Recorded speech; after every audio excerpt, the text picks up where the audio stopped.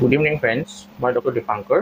আজি আপোনালোকৰ লগত মই এনেল ফিষ্টুলা বা ফিষ্টুলা ইন এনো বা অসমীয়াত যিটো ভগন্দৰ বুলি কয় সেই বেমাৰটোৰ বিষয়ে অকণমান তেনেকৈ আভাস দিবলৈ ওলাইছোঁ।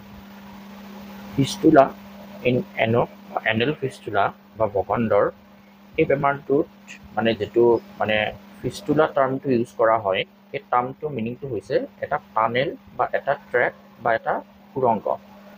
এই টানেলটোৱে সাধাৰণতে দুটা পাৰ্ট তেনেকৈ সংযোজন কৰে। তাৰে এটা পাৰ্ট মানে ফিষ্টুলাৰ যিটো মানে চ'ৰ্চ থাকে, চ'ৰ্চ মানে কেন্দ্ৰ, তাৰ পৰা ষ্টাৰ্ট হয়। সেইটো মেবি এনেল কেনেলৰ পৰাও ষ্টাৰ্ট হ'ব পাৰে। মানে আমাৰ যিটো মানে এনাছ থাকে, এনাছৰ ভিতৰৰ যিটো গহ্বৰ হয় সেইটো এনেল কেনেল বুলি কয়। আৰু এনেল কেনেলৰ ওপৰৰ পাৰ্টটো ৰেক্টাম বুলি কয়। মানে ফিষ্টুলা হ'লে এনেল কেনেল বা ৰেক্টামত তেনেকৈ তাৰ কেন্দ্ৰটো থাকিব পাৰে। সেই কেন্দ্ৰটো কি হয়? সেই কেন্দ্ৰটো হৈছে এটা ইনফেকশ্যন বা এটা ইনফেকশ্যনৰ চ'ৰ্চ। তাৰ পৰা তেনেকৈ ট্ৰেকটো বা টানেলটো বা সুৰংগটো তেনেকৈ আৰম্ভ হৈ সি আমাৰ যিটো মানে এনাছ থাকে মানে গুহ্যদ্বাৰৰ কাষৰ স্কিনত তেনেকৈ অ'পেন হ'ব পাৰে। ঠিক আছে, তো সেইটোকে ফিষ্টুলা বুলি কয়। এতিয়া এই ফিষ্টুলা বেমাৰটোত সাধাৰণতে ধৰক আমাৰ হিপছ বা আমাৰ পেলভিক ৰিজন বা আমাৰ তেনেকৈ বাটকত তেনেকুৱা ফুহা বা এনি কাইণ্ড অফ এপচেছ তেনেকৈ ডেভেলপ হয়। সেই এপচেছবিলাকো এনেই ডেভেলপ নহয়, তাৰ কিছুমান কাৰণ থাকে। মানে ধৰক এনেল কেনেল মানে আমাৰ গুহ্যদ্বাৰৰ ভিতৰৰ সেই মানে যিটো মানে গহ্বৰ থাকে, পায়খানা মানে পাৰ হোৱা বা পাছ হোৱা যিটো গহ্বৰ, আৰু তাৰ ওপৰৰ যিখিনি ৰেক্টাম থাকে, ৰেক্টাম বুলি ক'লে মানে ধৰক বৃহদান্ত্ৰৰ লাষ্টৰ পৰ্চনটো ৰেক্টাম বুলি কয়। এই অংগখিনি আগুৰি কেনে মাচল থাকে বা মাস্কুলাৰ ৱাল থাকে, আৰু এই মাস্কুলাৰ ৱালবিলাকৰ ভিতৰৰ ফালে তেনেকৈ কিছুমান গ্ৰন্থি থাকে। এই গ্ৰন্থিবিলাকক এনেল গ্লেন্স বুলি কোৱা হয়।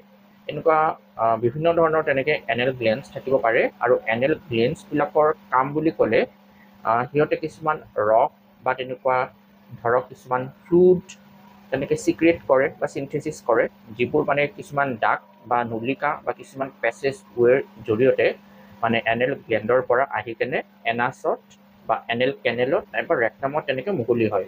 আৰু সেই মানে ফ্লুইডবিলাকে হয়তো এনাছ বা ৰেক্টামৰ সেই মানে আৱৰণখিনি বা স্কিনখিনি, ইণ্টাৰনেল স্কিনখিনি তেনেকৈ মানে ধৰক লুব্ৰিকেট কৰি ৰাখে বা মসৃণ কৰি ৰাখে। যদি কিবা কাৰণত সেই এনেল গ্লেন্সবিলাকৰ দাগবিলাক তেনেকৈ বাধাগ্ৰস্ত হয় বা অবষ্ট্ৰাকশ্যন পায়, তেতিয়াহ'লে আল্টিমেটলি সেই মানে ফ্লুইডবিলাক বা ৰসবিলাক তেনেকৈ ওলাব নোৱাৰে। আৰু আল্টিমেটলি বা ইভেঞ্চুৱেলি সেইবোৰ তেনেকৈ জমা হৈ গৈ এটা সময় তাত বেক্টেৰিয়াৰ সংক্ৰমণো তেনেকৈ আৰম্ভ হয়। বেক্টেৰিয়া সংক্ৰমণ আৰম্ভ হ'লে সেইটো মানে এটা এপচেছ বা এটা ফুহালৈ তেনেকৈ ৰূপান্তৰিত হয়। এপচেছ বা ফুহাটো সাধাৰণতে অলপ ডিপ ছিটেড হয়, মানে স্কিনৰ ভালেখিনি ডিপত মানে সি তেনেকৈ এটা অৱস্থিতি লয়। আৰু বহুত পেইন বা তেনেকুৱা ধৰক যন্ত্ৰণাময় হয় তাৰ লক্ষণবিলাক। আৰু এপচেছ ফৰ্মেশ্যন হোৱাৰ পিছত তাত যিহেতু পাছ বা লেতেৰা বস্তুবিলাক জমা হয়, সেইবোৰ তেনেকৈ বডিৰ এটা ডিফেন্স মেকানিজম থাকে, যে যিকোনো মানে আৱৰ্জনা বা লেতেৰা বস্তু সি বডিৰ পৰা তেনেকৈ বাহিৰ কৰিবৰ কাৰণে চেষ্টা কৰে। আৰু সেই হেতুকে বডিয়ে মানে সেই পাছবিলাক বা লেতেৰা বস্তুবিলাক বডিৰ পৰা তেনেকৈ ওলাই দিবৰ কাৰণে এটা টানেল বা এটা সুৰংগৰ তেনেকৈ সৃষ্টি কৰে। সেই এৰিয়াৰ পৰা আৰম্ভ হৈ কেনে বা সেই চ'ৰ্চটোৰ পৰা আৰম্ভ হৈ একদম আমাৰ যিটো মানে এনাছ থাকে বা আমাৰ যিটো গুহ্যদ্বাৰ থাকে তাৰ কাষৰ স্কিনত আহি কেনে সেই মানে সুৰংগটোৰ অ'পেনিংটো মানে তেনেকৈ ফৰ্ম হয়। আৰু সেই অ'পেনিংটোৰে মাজে মাজে তেনেকৈ পাছ বা অকণমান ব্লাডি মেটেৰিয়েল বা নাইবা কেতিয়াবা ইভেন মল বা ফিচেছো তেনেকৈ পাৰ হৈ থাকে। এইখিনিয়ে হৈছে ফিষ্টুলাৰ মানে বেছিক এটা আইডিয়া। এতিয়া ফিষ্টুলাবিলাকত যেতিয়া আপোনাৰ ধৰক মানে পেৰি এনেল এপচেছ মানে ফৰ্ম হয়, তেতিয়া বহুত পেইন থাকে আৰু পেইনটো অতি যন্ত্ৰণাদায়ক। পেইনটো ধৰক আপোনাৰ খুব মানে ধপধপাই থকা টাইপৰ, মানে পালচেটিং, থ্ৰবিং, বাউণ্ডিং টাইপৰ পেইন হয়। আৰু তেনেকৈ লাহে লাহে তেনেকৈ পুজবিলাক তাৰ পৰা নিৰ্গত হ'লে পেইনটোও তেনেকৈ কমি যায়। আৰু পুজৰ লগতে কেতিয়াবা ব্লাডি বা অলপ তেজৰ নিচিনা মেটেৰিয়েলছো ওলায়, আৰু কেতিয়াবা ইভেন ফিচেছো ওলায়। ফিচেছবিলাক ওলালে মানে সেই পেৰিয়েনেল এপচেছটোৰ অৱস্থিতিটো আপুনি ৰেক্টামৰ আশে পাশে তেনেকৈ ধৰিব পাৰে। তো এইখিনি হৈছে এটা ফিষ্টুলাৰ সম্যক ধাৰণা। এতিয়া ফিষ্টুলাটোৰ কাৰণটো কি হয়? ফিষ্টুলা হোৱাৰ কাৰণবিলাকৰ ভিতৰত আপোনাৰ কেতিয়াবা এইটো ধৰক আপোনাৰ কিছুমান ক্ৰনিক ফিষ্টুলা থাকে বা খুব কমপ্লেক্স ফিষ্টুলা থাকে, সেইবিলাক সাধাৰণতে কিছুমান অন্যান্য মেডিকেল কণ্ডিশ্যন থাকে, যেনেকৈ ক্ৰহনছ ডিজিজ, যেটো এক প্ৰকাৰৰ ইনফ্লামেটৰী বাৱেল ডিজিজ হয়, সেইটোৰ মানে কনচিকুৱেঞ্চেছ ৰূপেও তেনেকৈ ফিষ্টুলা হয়। এইবিলাক মানে অলপ কমপ্লেক্স ক্ৰনিক ৰেকাৰেণ্ট ফিষ্টুলাৰ ভিতৰত পৰে। আৰু সচৰাচৰ এনে ফিষ্টুলাবিলাক সাধাৰণতে আমাৰ মানে হিপছ এৰিয়া বা আমাৰ পেলভিক এৰিয়া, বাটক এৰিয়াত কিবা তেনেকুৱা ফুহা, এপচেছ বা তেনেকুৱা বইলছ এনেকুৱা টাইপৰ যদি কিবা হিষ্ট্ৰী থাকে, তেতিয়াহ'লে তাৰ ভিতৰৰ 50% মান ফুহা, এপচেছ বা বইলছ বা পেৰিএনেল এপচেছ এইবোৰ পিছত যাই কিনে তেনেকৈ ফিষ্টুলালৈকে ৰূপান্তৰ হ'ব পাৰে বা ফিষ্টুলালৈকে তেনেকৈ তাৰ এটা গঠন হ'ব পাৰে। ঠিক আছে, ইভেন কেতিয়াবা দেখা গৈছে যে এনেল ফিচাৰ হয় মানুহবোৰৰ। এনেল ফিচাৰ হ'লে সাধাৰণতে খুব কনষ্টিপেশ্যনৰ কাৰণে, ক্ৰনিক কনষ্টিপেশ্যনৰ কাৰণে মানে পায়খানাৰ যিখিনি এনাছৰ মানে খুব ডেলিকেট মসৃণ স্কিন থাকে বা লাইনিং থাকে, সেইখিনি মানে ছিঙি যায়, অকণমান তেনেকৈ ফাটি যায়। অলপ ছুপাৰফিচিয়েল হয় সেইটো, ইমান ডিপ চিটেড মানে ঘাও নহয়, মানে ছুপাৰফিচিয়েলি তেনেকৈ স্কিনটো ফাটি যায় বা ছিঙি যায়। আৰু সেইটো যদি তেনেকৈ ক্ৰনিক ষ্টেজলৈকে গুচি যায়, তেতিয়াহ'লে সেইটোৰো এটা কমপ্লিকেশ্যন ৰূপে ফিষ্টুলা ডেভেলপ হ'ব পাৰে। যদি তাত তেনেকৈ ঘাঁটো বহু দিনলৈকে থাকে, তাত ইনফেকশ্যন হয়, সেইটো তেনেকৈ ফিষ্টুলালৈকে কণ্ট্ৰিবিউট হোৱাত ই হেল্প কৰিব পাৰে।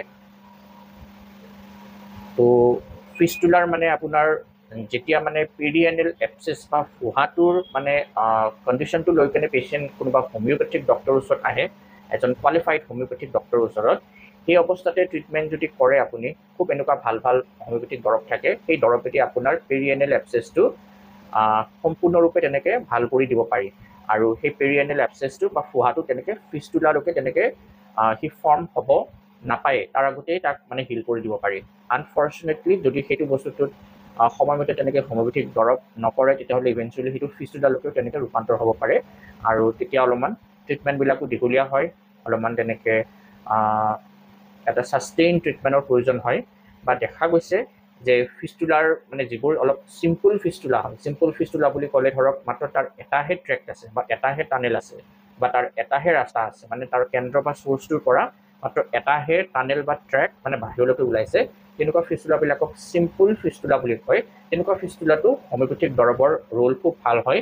এনেকুৱা বিভিন্ন ৰকমৰ মানে খুব মানে ইফেক্টিভ দৰৱ থাকে, যেনেকৈ মাইৰিষ্টিকা চিবিফেৰা, পিঅ'নিয়া, মাৰ্কছল, এচিড নাইট্ৰিক, হাইড্ৰেষ্টিছ, কেলকেৰিয়া ছাল্ফ, হিপাৰ ছাল্ফ, ষ্টেফাইলকক্সিনাম, এনেকুৱা টাইপৰ দৰৱ থাকে, চাইলেচিয়া। এই দৰৱবোৰৰ জৰিয়তে আমি চিম্পুল ফিষ্টুলা সম্পূৰ্ণৰূপে ঠিক কৰি দিব পাৰোঁ।